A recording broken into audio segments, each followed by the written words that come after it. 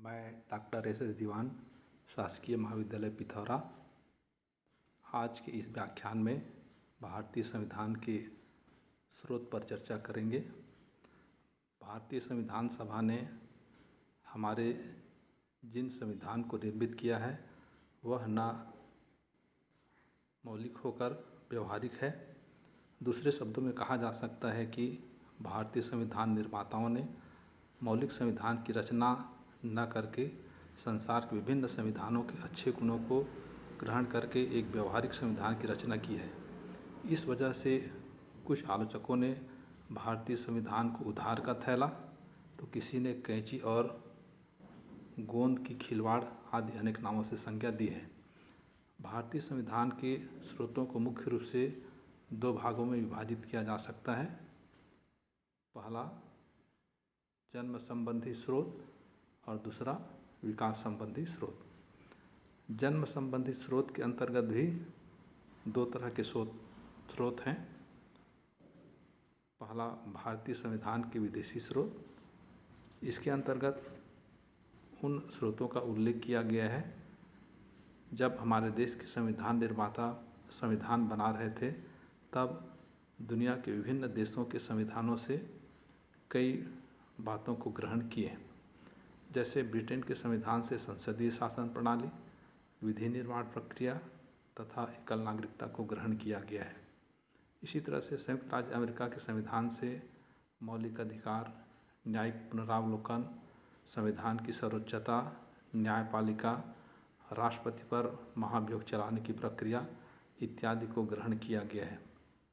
Ireland के संविधान से राज्य के नीति निर्देशक तत्व, राष्ट्रपति के चुनाव के लिए निर्वाचक मंडल, राज्यसभा एवं विधान परिषद में साहित्य, कला, विज्ञान तथा समाज सेवा इत्यादि के क्षेत्र में ख्याति प्राप्त व्यक्तियों का मनोनयन करने की परंपरा को ग्रहण किया गया है।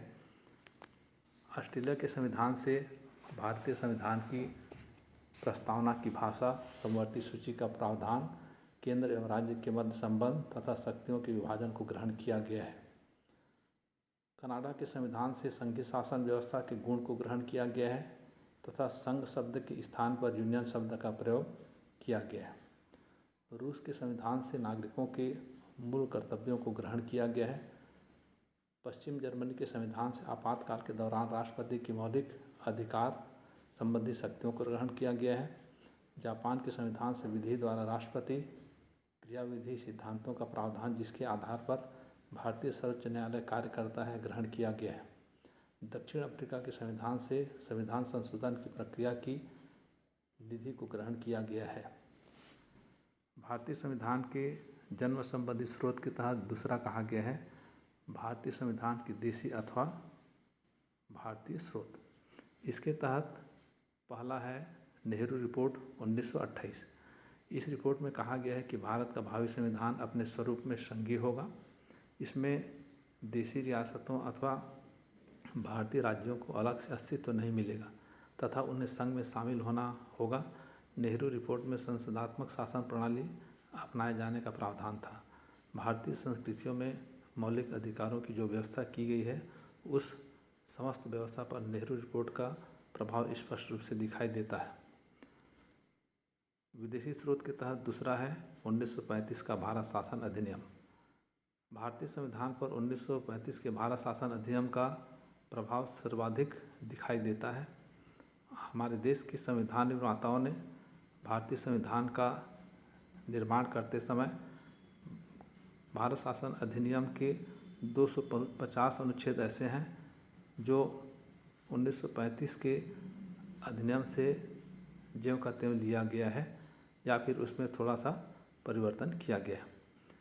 इसमें केवल वयस्क मत अधिकार को जोड़ दिया गया है। वर्तमान संविधान के कुछ मुख्य उपबंध थे जो 1935 के अधिनियम के मुख्य सिद्धांतों से समानता रखते हैं, जैसे संविधान में सूचियों के आधार पर शक्ति विभाजन, द्विसदनात्मक विधानमंडल की व्यवस्था, राज्यों में राष्ट्रपति शासन लागू करने की व्यवस्था, राज्यपाल की व्यवस्था आदि। अब है विकास संबंधी स्रोत। इसके तहत कई तरह के विकास संबंधी स्रोतों का उल्लेख किया गया है, जिसमें पहला कहा गया है संविधियाँ, नियम, विनिमय तथा अध्यादेश। इसके तहत केंद्रीय विधानमंडल द्वारा पारित कानून राष्ट्रपति द्वारा केंद्रीय सरकार के कार्यों तथा शासन संचालन के नियम राष्ट्रपति द्वारा जारी अध्यादेश आते हैं। संसद द्वारा निर्मित कुछ प्रमुख कानून अथवा संविधियाँ जो संविधान के अभिन्न अंग बन गए हैं, इनमें प्रमुख है जैसे भारतीय जन प्रतिनिधि अधिनियम 1950 एवं 51, राष्ट्रपति एवं उपराष्ट्रपति निर्वाचन अधिनियम 1952, भारतीय नागरिकता अधिनियम 1956 तथा जन प्रतिनिधि अधिनियम 1988 इत्यादि है। दूसरा, रूढ़ियाँ अथवा परंपराएं। भारत में कुछ परंपराएं भी संविधान के विकास में सहयोगी रही हैं। इसमें कुछ महत्वपूर्ण परंपराएं हैं। संविधान के अनुसार कार्यपालिका शक्तियाँ राष्ट्रपति में निहित है, परंतु परंपरा यह है कि यह मंत्रिमंडल के परामर्श से ही कार्य करता है। इस परंपरा को 42वें संविधान संशोधन 1976 के द्वारा संविधान का अंग बनाकर राष्ट्रपति को मंत्रिमंडल की सलाह मानने से बाध्य कर दिया गया है। दूसरा, राष्ट्रपति लोकसभा को भंग कर सकता है, किंतु ऐसा वह प्रधानमंत्री की सलाह से ही करेगा। तीसरा, राष्ट्रपति द्वारा लोकसभा में बहुमत प्राप्त दल के नेता को प्रधानमंत्री नियुक्त किया जाता है इत्यादि। तीसरा है संवैधानिक संशोधन।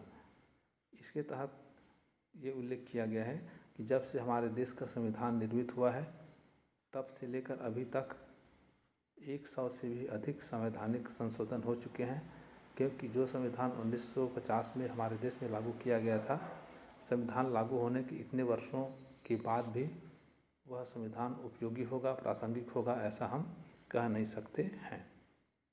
चौथा है न्यायिक पुनरावलोकन। भारत में संविधान का एक प्रमुख स्रोत वे न्यायिक निर्णय हैं जो सर्वोच्च न्यायालय ने समय समय पर दिए हैं। न्यायाधीश संवैधानिक कानून की व्याख्या करते हैं और उनके निर्णय तब तक प्रभावी रहते हैं जब तक कि न्यायपालिका स्वयं परिवर्तन न करे। न्यायिक पुनरावलोकन से आशय यह है कि हमारे देश की न्यायपालिका को विधानमंडल द्वारा बनाए गए कानूनों की संवैधानिकता जांचने का अधिकार है। यदि कोई कानून संविधान के विपरीत बनाए गए हैं तो ऐसे कानून को खारिज करने का अधिकार हमारे देश की न्यायपालिका को है। इस तरह से हम देखते हैं कि उपर्युक्त विवरण से स्पष्ट है कि भारतीय संविधान के विभिन्न स्रोत हैं तथा इसे संसार के अनेक देशों के संविधानों से स्वीकार किया गया है, लेकिन भारतीय संविधान को पूर्ण रूप से तथा अन्य संविधानों की नकल भी नहीं कहा जा सकता है, क्योंकि हमारा संविधान दूसरे देशों के संविधानों का बिना देखे नकल नहीं है, बल्कि उनकी अच्छी बातों को ग्रहण करके उन्हें भारतीय परिस्थितियों के अनुसार बनाने का प्रयास किया गया है। थैंक यू, धन्यवाद।